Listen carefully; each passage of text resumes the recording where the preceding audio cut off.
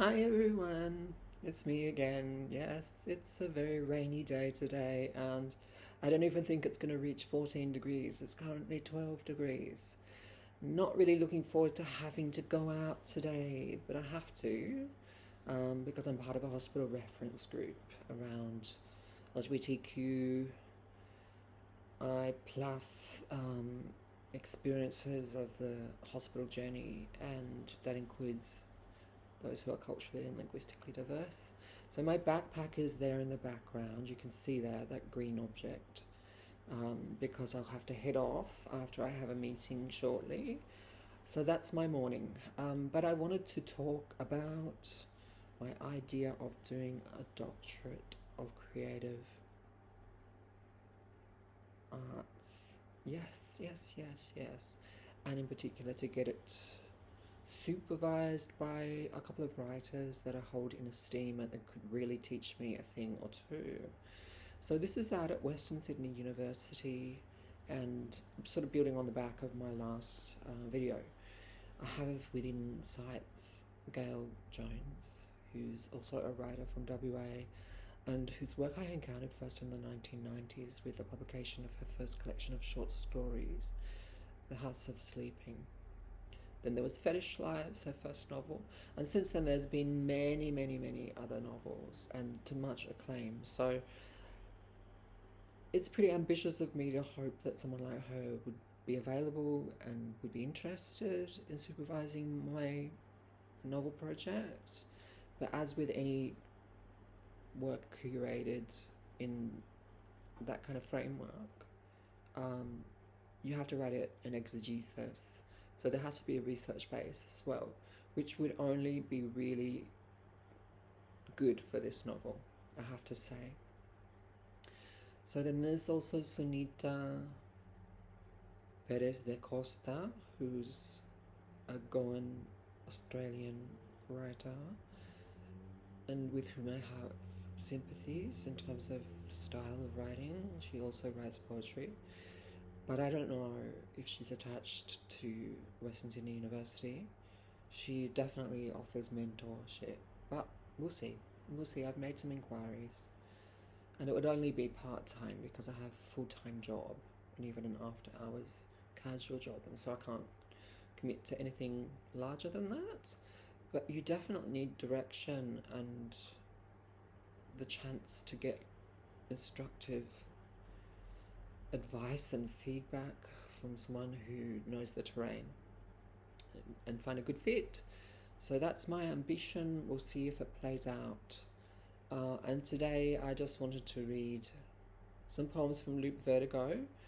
And these I've sent off, I believe, to, oh my goodness, have I forgotten already? I think it's Poetry Review, London. Yeah, anyway, bear with me. And again, my eyes are going to move around. My hair is as well. So, yeah, they're from Loop Vertigo. And I've talked about Loop Vertigo before, so hopefully you won't get lost. But it's very much about intergenerational trauma and kind of time traveling. The title poem actually deals with the body as a time machine. So I'm not going to read that one though. I'm going to read some other poems from Loop Vertigo, 6 actually, that I submitted for consideration. The first one's called Injunction. Injunction. Because I have no home, because home is always an open question. I dream of fleeing some perimeter, yet remain or return. Hauntings, a terrible debt, accrued through lifetimes, are, for Eve Tuck, theories of change. How do we pay this? Who is the landlord?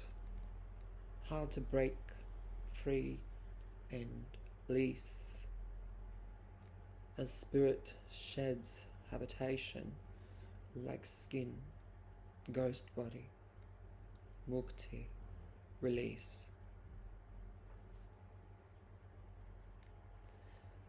The second poem is called Memory as Match Cut. Memory is match cut. Because there is no total recall, yet an elephant never. Because it's always in the room, an insinuation. Because it is spooky action at a distance, bilocational. Because you cannot look away. The explosion is slow motion. This is not a story. It is a slide that clicks into the next while you fall. The screen lit like a pointless bloom. Dazed and pliant, a body carted to sleep. Clay earth speeding by. Grass trees spiking your feet. The third poem is called Aging in Reverse.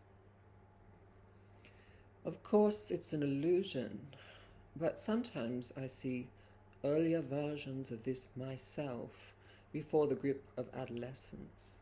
Little pixie, little wood gnome, just out of reach. The mirror rebarbative, one border you cannot cross. Faint-hearted Narcissus, watery palimpsest. The concession to convention in a smile, conjuring like the magic tricks of childhood light, endless days proffered up, sparkling youth, skin so many drafts unwritten. Aroma Elixir, the fourth poem. Aroma Elixir. Entropy is infinity.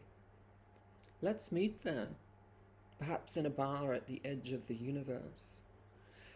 We can hover, enjoy the view, lifetimes scrolling on a pianola, the music of the spheres. I'll lean forward while you utter words in code. I never thought I'd come to this. Let's stay here, a mortal's week, admiring Kali's creation.